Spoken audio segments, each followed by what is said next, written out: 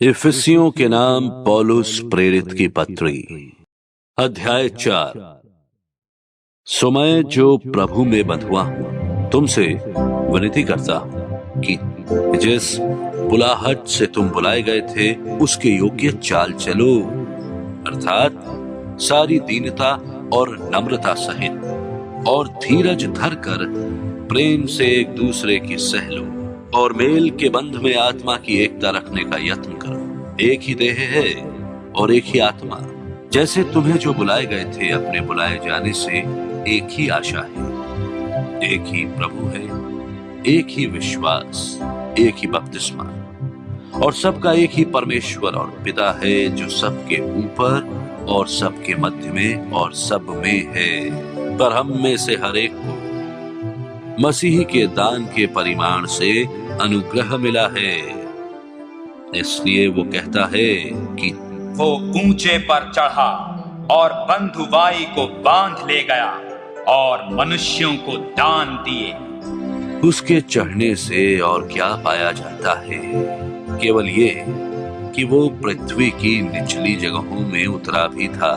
और जो उतर गया ये वही है जो सारे आकाश से ऊपर चढ़ भी गया कि सब कुछ परिपूर्ण करे।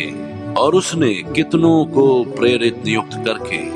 और कितनों को भविष्यद्वक्ता नियुक्त करके, और कितनों को सुसमाचार सुनाने वाले नियुक्त करके, और कितनों को रखवाले और उपदेशक नियुक्त करके दे दिया, जिससे पवित्र लोग सिद्ध हो जाएं और सेवा का काम किया जाए और मसीह की देह उन्नति पाए, जब तक कि हम सब के सब विश्वास और परमेश्वर के पुत्र की पहचान में एक ना हो जाएं और एक सिद्ध मनुष्य ना बन जाए, और मसीह के पूरे डील डौल तक ना बढ़ जाएं, ताकि हम आगे को बालक ना रहें, जो मनुष्यों की ठग विद्या और चतुराई से उनके भ्रम की, युक्तियों की और उपदेश की हर एक बयार से उछाले और इधर उधर घुमाए जाते हों, वरन प्रेम में सच्चाई से चलते हुए सब बातों में उसमें जो सिर है अर्थात मसीह में बढ़ते जाएं, जिससे सारी देह हर एक जोड़ की सहायता से एक साथ मिलकर और एक साथ गठकर उस प्रभाव के अनुसार जो हर एक भाग के परिमाण से उसमें होता है, अपने आप को बढ़ाती है कि वो प्रेम में उन्नति करती जाए। इसलिए मैं ये कहता हूं और प्रभु में जताए देता हूं कि जैसे अन्य जातीय लोग अपने मन की अनर्थ रीति पर चलते हैं, तुम अब से फिर ऐसे ना चलो, क्योंकि उनकी बुद्धि अंधेरी हो गई है, और उस अज्ञानता के कारण जो उनमें है और उनके मन की कठोरता के कारण वे परमेश्वर के जीवन से अलग किए हुए हैं, और वे सुन होकर लुचपन में लग गए हैं कि सब प्रकार के गंदे काम लालसा से किया करें। पर तुमने मसीह की ऐसी शिक्षा नहीं पाई, वरन तुमने सचमुच उसी की सुनी, और जैसा यीशु में सत्य है उसी में सिखाए भी गए कि तुम अगले चाल चलन के पुराने मनुष्यत्व को, जो फरमाने वाली अभिलाषाओं के अनुसार भ्रष्ट होता जाता है, उतार डालो,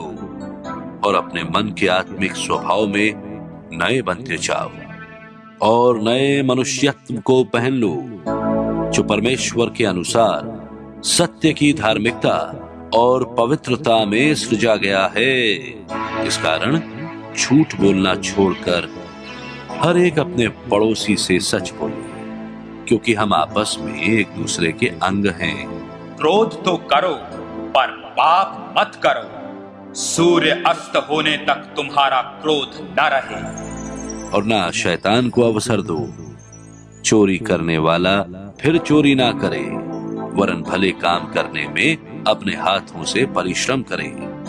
इसलिए जिसे प्रयोजन हो उसे देने को उसके पास कुछ हो। कोई गंदी बात तुम्हारे मुंह से ना निकले, पर आवश्यकता के अनुसार वही निकले जो उन्नति के लिए उत्तम हो, ताकि उसमें सुनने वालों पर अनुग्रह हो। और परमेश्वर के पवित्र आत्मा को शोकित मत करो, जिससे तुम पर छुटकारे के दिन के लिए छाप दी गई है सब प्रकार की